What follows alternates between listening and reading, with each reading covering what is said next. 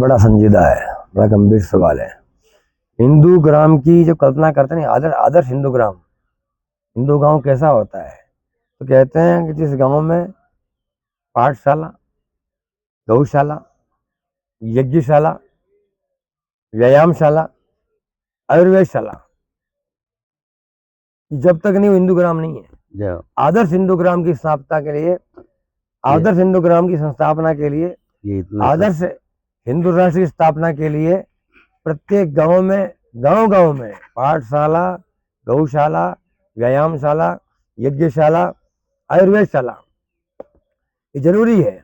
पाठशालाओं में वेद, शास्त्र, पुराण इनकी पढ़ाई अत्यावश्यक है। सब कुछ वो ऐसे, वेदों में विज्ञान है, दर्शन में ज्ञान है, पुराण हमारा इतिहास है। तो जब तक ज्ञान, विज्ञान, इतिहास की पढ़ाई नहीं होगी, जानकारी नहीं होगी, तब तक व्यक्ति का बौद्धिक विकास नहीं हो पाएगा। कैसा क्या करना चाहिए, कैसे रहना चाहिए, क्या खाना चाहिए, क्या उठना बैठना, जो भी कुछ करना चाहिए, सारी की सारी समीक्षा, सारा ज्ञान जो वेदों का है, शास्त्रों का है, ये तो बहुत जरूरी है।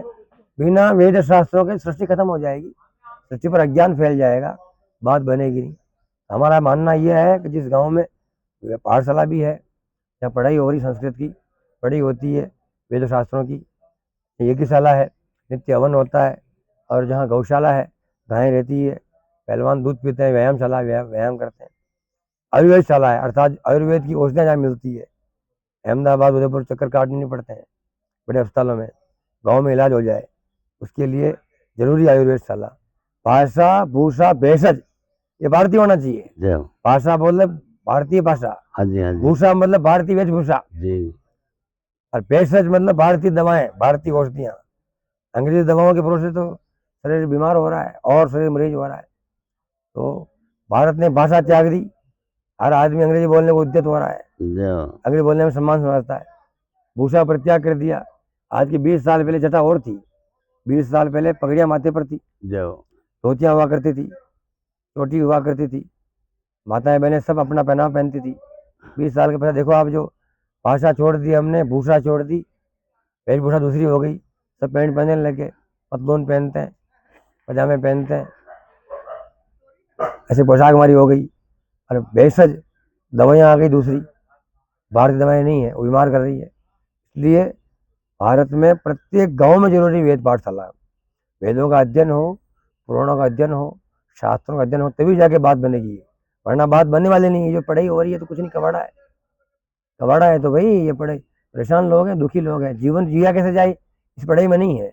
इसमें तो यह है, ठीक है भाई, इसमें क्या है, इसमें जोड़ भाई गुणा भाग, चार तो ये दो चीज, 6 चीजें टोटल है इसमें, सारा कोर्स 6 महीने का है, जोड़ बाकी गुणा भाग पढ़ना लिखना, ये 6 बातें हैं, सारा कोर्स है 1 साल का, बाहर ही पढ़ाते हैं, बड़ा मतलब नहीं कोई। इसलिए पढ़ाई तो वही है, बाकी तो ज्ञान तो वही है, बाकी विद्या तो वही है, बाकी अविद्या है।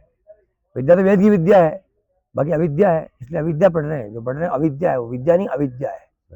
अविद्या जो प्राप्त करता है वो कंफ्यूज हो जाता है, विद्या प्राप्त करता है वो मुक्त हो जाता है। तो ये जो है मुक्ति की नहीं, ये कन्फ्यूजन विद्या है।